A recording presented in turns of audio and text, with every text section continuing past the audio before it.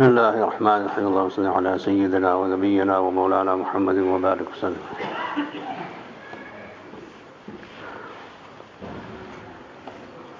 Allah subhanahu wa ta'ala has guided us through the Prophet Muhammad sallallahu alaihi wasallam. Our divine guidance comes through the Nabi, the Rasul, the Prophet Muhammad sallallahu alaihi wasallam. No Muslim can claim he or she is guided by Allah directly, except a Nabi, except a Prophet. And the last of all prophets is Rasulullah sallallahu alaihi wasallam, who was born in Mecca, passed away in Medina. Our guidance is through the human institution, as the Quran mentions this reality several times. وَلَوْ أَنزَلْنَا مَلَكًا لَقُضِيَ الْأَمْرِ. That had we sent down an angel as a Rasul, as a messenger, the matter would have been finalized and Allah would punish people immediately for not believing. But going through the human institution of the Prophet Muhammad sallallahu alaihi wasallam and other prophets, Allah subhanahu wa ta'ala allows human beings to take time to think, to ponder, and then finally to accept. So it is this gradual approach to guidance that a Nabi and a Rasul talks about.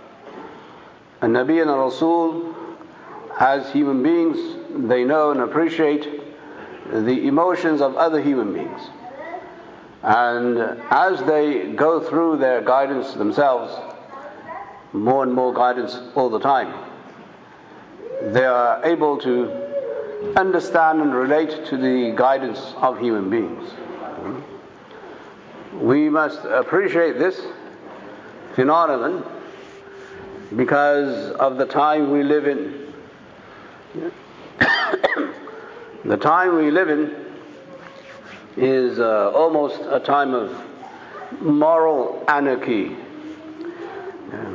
Nobody believes in guidance anymore in your mainstream American society. I do what I feel is good. That's the norm. I don't need a referee in life to tell me this is good or this is bad. I may even have laws to say I can't do this legally, but that doesn't mean to say that I won't do it. So the whole debate in the country about so many issues, whether you can legalize marijuana, for instance. In that debate, you see that human beings nowadays don't want to be regulated by any system. It's not just religion, by any referee. People want to do what they feel is good. This shows a level of moral anarchy that I'm talking about. That you don't believe in any higher authority.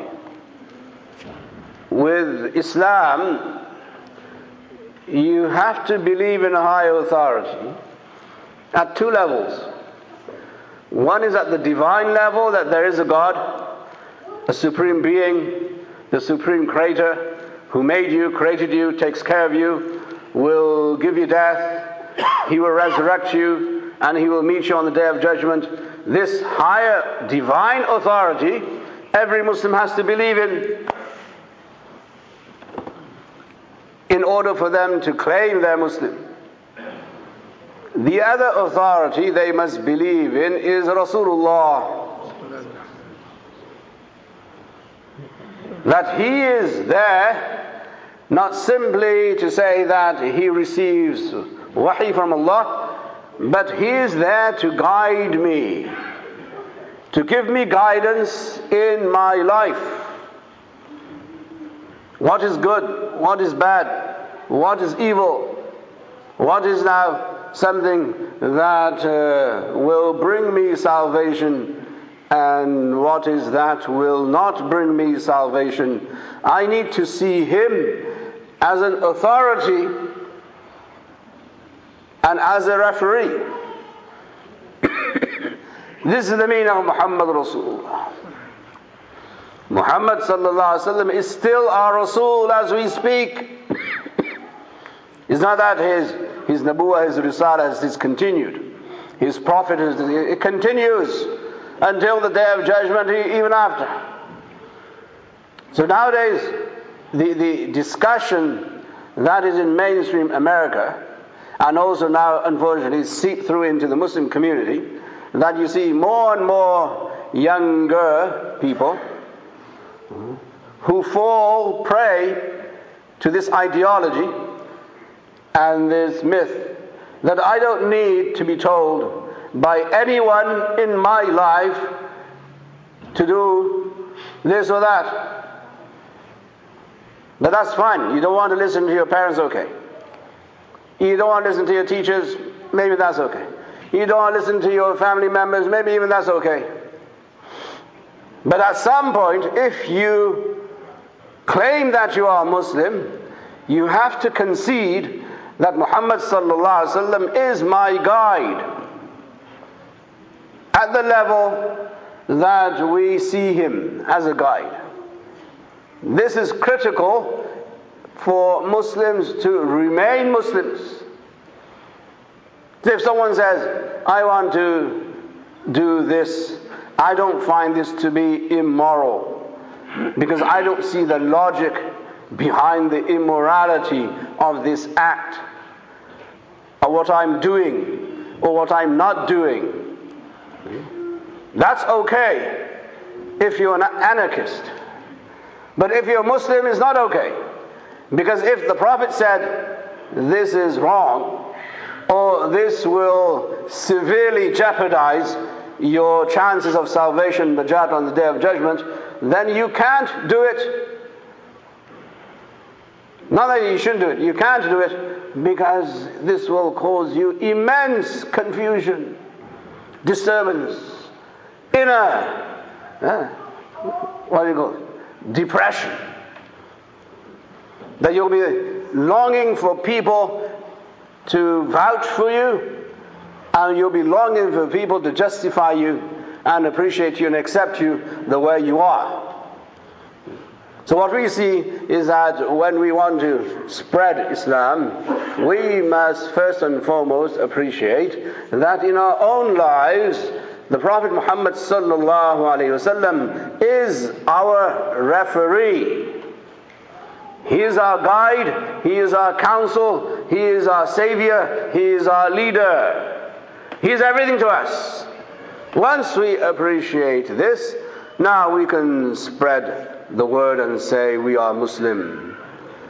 But if the Muslims themselves are disturbed by the idea that someone else is telling me what to do, how to eat, how to dress, how to behave, how to have relationships and how not to have relationships, what to drink, what not to drink. If someone else is doing this, then what is me? So there's this confusion that happens in the minds of Muslims, as I said, causes so many mental illnesses, so many forms of friction, communal, societal, domestic, what have you. It's from this root cause that human beings don't want a referee in their lives. They don't want to be told what to do. They want to be given the freedom to choose what they want to do, because they have a mind and they have emotions and they have feelings, which is all good until you say you're Muslim. Once you say you're Muslim, you surrender You surrender your volition and your freedom to choose, because there's someone who has a higher understanding of life than you do. The understanding of a Nabi is far greater than the understanding of a normal human being. The access to knowledge that a Nabi has is far greater than the access to knowledge that any ordinary human being has. The intelligence that a Nabi has is far greater than the intelligence of any ordinary human being. That is our position, and that is our aqeedah. The Nabi tells us about issues and realities that the mind cannot simply perceive. The mind doesn't perceive what's going to happen after death. No human being has experienced death and then come back to tell us this is what happened in the grave. No human being knows what's going to happen on the Day of Judgment. No human being knows what's happening in Jannah and what's happening in Jahannam. No one knows. Who knows? The Nabi knows. So the Nabi's intelligence and the Nabi's knowledge is far greater than the intelligence and knowledge of all human beings. So now, when you want to be guided in, say, a savings plan, or you want to be guided about a legal issue, well, never mind that. You have a physical issue, a medical issue, or your car has an issue. You want to be guided. So people don't go around saying, I'm an anarchist. I don't believe in rule. I don't want a referee to tell me what to do. So, there, you will do what the mechanic tells you to do. You will do what the doctor tells you to do. You will do what the lawyer tells you to do. Why? You will do what your financial planner tells you to do. Why? Because you see benefit in it. When you don't see benefit in wahi, and when you don't see benefit in the knowledge that wahi gives, and you don't see benefit in the guidance of the Prophet Muhammad sallallahu alaihi wasallam, then you will conclude that there's no benefit for me in following Islam. Not following Islam is a result of ignorance, jahl, not knowing. And then you justify your emotions, and you justify your lifestyle, and you justify your behavior and your life based on that ignorance. Sure, you can say to the mechanic, I don't believe you.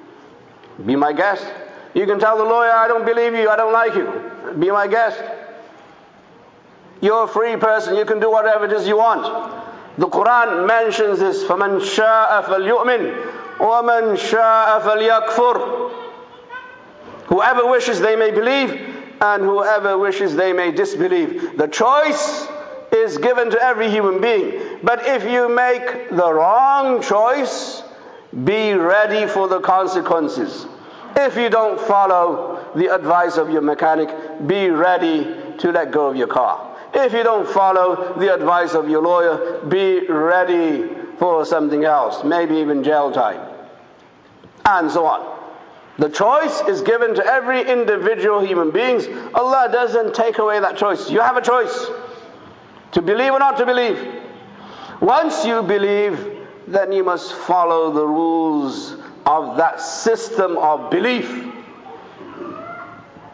And if you choose not to believe, then be ready for the consequences. This is what Allah subhanahu wa ta'ala informs us in the Quran. So it's a challenge for all human beings in every time, all societies, all civilizations, that no one is going to force you to believe. But then you must be ready to follow the road of your choice. You choose this road, it will lead you to a certain destination. And if you choose this road, it will lead you to a different destination. Muslims, when they present Islam, must be sure that they believe Muhammad sallallahu alaihi wasallam is their personal guide, that he is their personal life coach. that he's their personal consultant. Until Muslims appreciate this, I can't see dawah.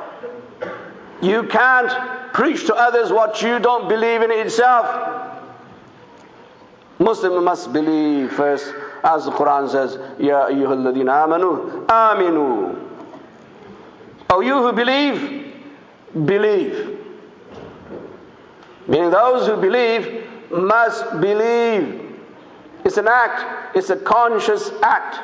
That you're consciously saying, I believe in Allah, I believe in Islam, I believe in Muhammad sallallahu alaihi wasallam. Once you reach this level of certainty, then you'll speak on behalf of Allah, you'll speak on behalf of Islam, you'll speak on behalf of Muhammad sallallahu alaihi wasallam. But before that, if you're in some kind of limbo, then you can now only ask Allah for tawfiq and guidance and hidayah. May Allah subhanahu wa ta'ala guide us all. Ameen ya Rabbil Alameen.